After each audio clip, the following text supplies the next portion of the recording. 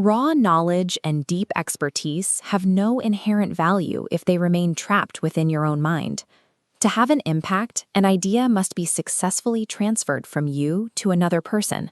This is why we often see people with modest ideas command a room, while the most brilliant person in the office is ignored. The difference isn't the quality of the thought, but the effectiveness of the delivery. Effective communication isn't an innate talent you are born with. It's a systematic behavioral framework that can be practiced, refined, and mastered through repetition. To begin, place your smartphone nearby. We will be using it for a specific physical diagnostic at the end of this tutorial. By following this framework, you can eliminate the anxiety that usually accompanies high-stakes meetings and ensure your ideas receive the attention they deserve. Imagine you are walking into a critical project review or a negotiation. Your communication begins the moment you enter the room, long before you say your first word. You must calibrate your body language first. If your physical presence contradicts your message, your audience will instinctively trust what they see over what they hear. Look at the contrast here. Fidgeting and closed posture signal internal stress. An open stance with visible, still hands projects a calm authority that settles the room. This calibration extends to eye contact. Avoid looking at the floor or the ceiling, which suggests uncertainty. Instead, maintain a natural, balanced gaze that acknowledges the people you are speaking to without staring them down. Aligning your posture in this way creates a feedback loop. By physically adopting a stable position, you signal to the audience that you are composed, which in turn makes you feel more confident as you begin to speak.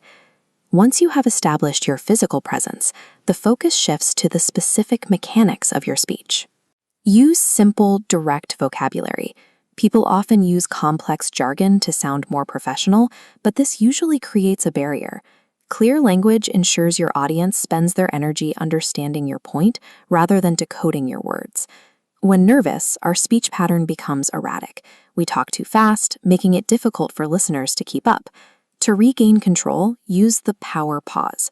This flat horizontal line represents deliberate silence, giving your most important points a moment to resonate. Effective delivery also requires active listening. When another person speaks, focus entirely on their words. This ensures your eventual response is accurate and addresses their specific concerns, rather than a script you've pre-written. By managing your pacing and simplifying your language, you transition from someone who is just talking into someone who is leading the conversation. Even the best delivery can be derailed by an aggressive interruption. The atmosphere in the room changes the moment the flow is broken. Your first requirement is emotional stability. Do not snap back or show visible irritation. Maintain the same open posture you established at the start. Use a neutral, firm tone to reclaim the floor by saying, "Let me finish my point." A second unexpected challenge is being asked a question for which you do not have the answer. Never try to spin an answer or provide vague filler. Your professional credibility relies on honesty. Once you are caught guessing, your audience will stop trusting everything else you've said. Maintain your authority by admitting the gap clearly. "I don't have this information right now, but I will check and get back to you." Using these preset responses for interruptions and unknowns demonstrates that you are in control of your emotions and reliable under pressure. The highest stakes moment in any conversation is facing direct criticism or a fundamental disagreement. In these moments, reacting with an immediate emotional defense usually escalates the tension. A logical response, however, allows you to keep the conversation productive.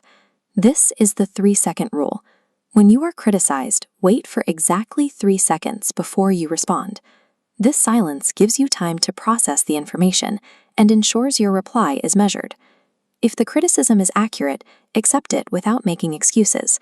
Then immediately pivot the focus toward a solution or a way to improve the situation moving forward. Even when you disagree fundamentally, you must maintain a baseline of respect. Treating a counterpart with dignity, even during a conflict, prevents the dialogue from collapsing. Handling conflict without losing your composure is the ultimate sign of executive presence, turning a potential argument into an opportunity for collaboration. We have covered how to establish a physical baseline, deliver your message with clarity, use intentional pacing, and manage conflict with respect. Now, use the smartphone you set aside earlier. Record yourself for 60 seconds explaining a simple concept you deal with every day. Review the video. Look specifically for hand fidgeting and listen for the strategic pauses you practiced. These are the two most common areas where authority is lost. These skills only become automatic through repetition. The more you practice in low-stakes environments, the more natural they will feel when the stakes are high. Every conversation is an opportunity to prove your competence. By applying this system, you ensure that your presence is positive and your impact is lasting.